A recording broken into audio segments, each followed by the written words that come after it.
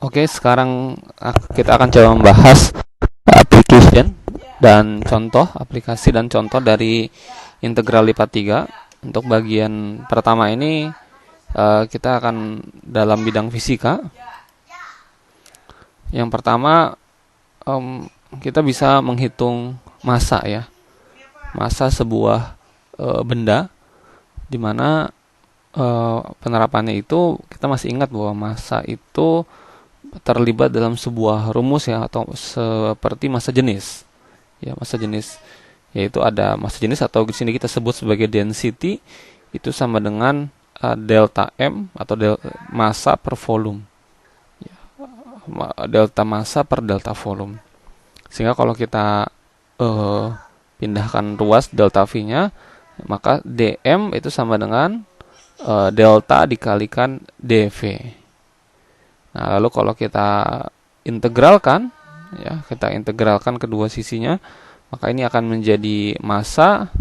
Oke, dan ini akan menjadi triple integral delta dikalikan dv.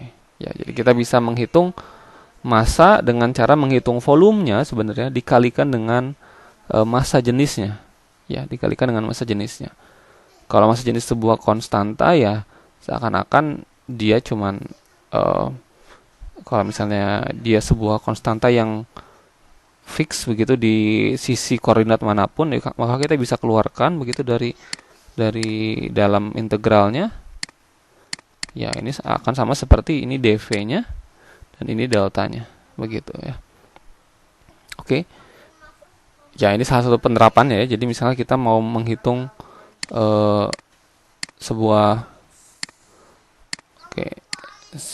benda begitu misalnya, gitu. Kemudian kita mau hitung massanya berapa ya, kita hitung volumenya dikalikan dengan massa jenisnya. Ya, tentunya itu sudah kita sering pelajari sejak dulu SMA.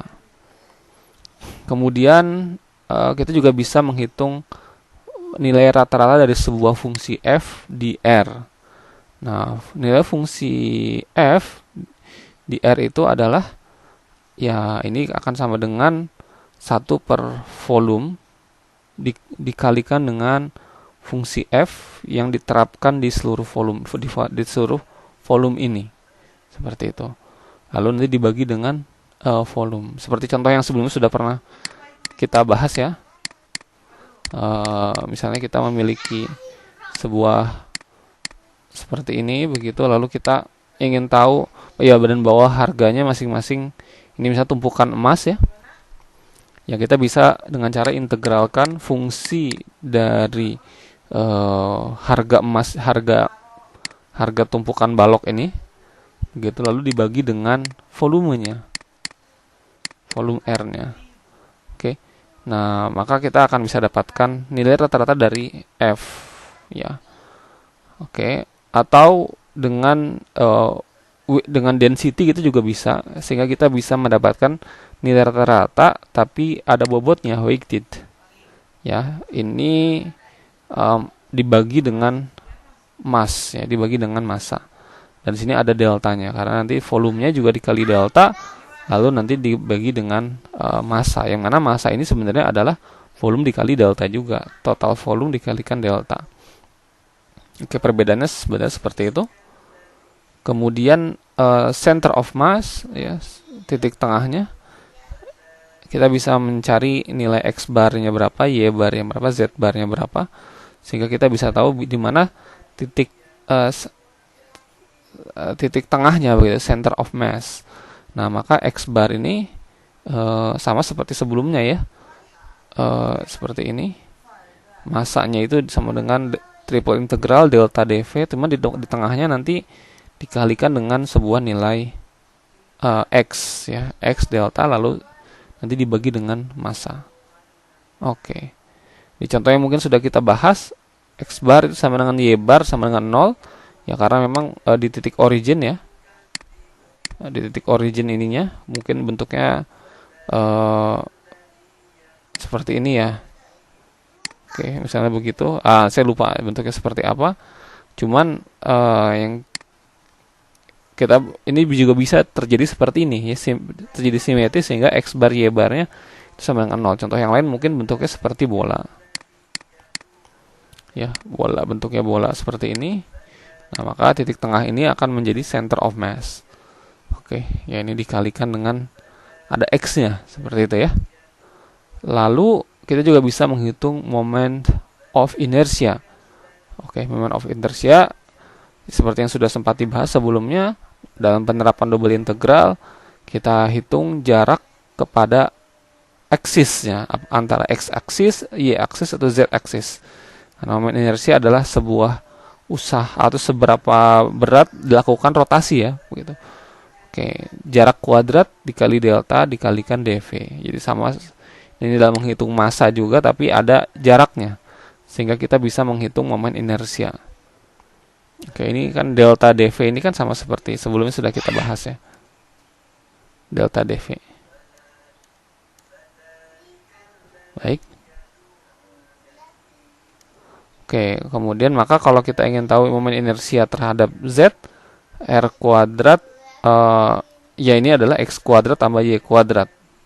Oke, x kuadrat x dv ya. Kalau kita membayangkannya, misalnya kita memiliki sebuah balok, begitu ya. Lalu kita ingin tahu bagaimana jarak kalau kita terhadap z, maka bagaimana jaraknya sehingga dia bisa dilakukan perputaran ya, diputar begitu. Nah, jarak itu menjadi penting. Oke. Ya, kalau inersia terhadap x berarti ini kan sumbu y, ini sumbu x, ini sumbu z. Nah, maka bagaimana diputarnya ke sumbu x ya, berarti ke arah sana. Kalau sumbu y berarti ke arah situ. Seperti itu ya. Nah, ini salah satu penerapannya bagaimana kita bisa menghitung triple integral dengan memanfaatkan triple integral kita bisa menghitung moment of inertia. Oh iya, satu poin lagi bahwa ketika kita ingin misalnya merotasikan terhadap sumbu x, maka ya kita harus menghitung jaraknya ya. Jarak dari si titik pusat massa ini terhadap sumbu x. Misalnya ke sini ternyata. Misalnya kita akhirnya pakai warna yang lain. Misalnya ke sini. Nah, seperti ini ya. Nah, jarak ini itu apa? Oh ya, jarak ini kan sama dengan y kuadrat ditambah z kuadrat ya. Tambah z kuadrat. Oke. Nah, jadi sama juga dengan ketika kita momen inersia terhadap sumbu y, maka kita ingin mencari tahu jarak dari titik pusat ke sumbu y. Mungkin kita beri warna lain. Sini begitu ya. Nah, maka ini juga sama, kita perlu tahu berapa z kuadrat ditambah x kuadrat. X kuadrat ditambah z kuadrat. Nah, maka itu akan menjadi jarak ini. Nah, lalu dikali delta dv, kita akan dapatkan momen inersia tersebut.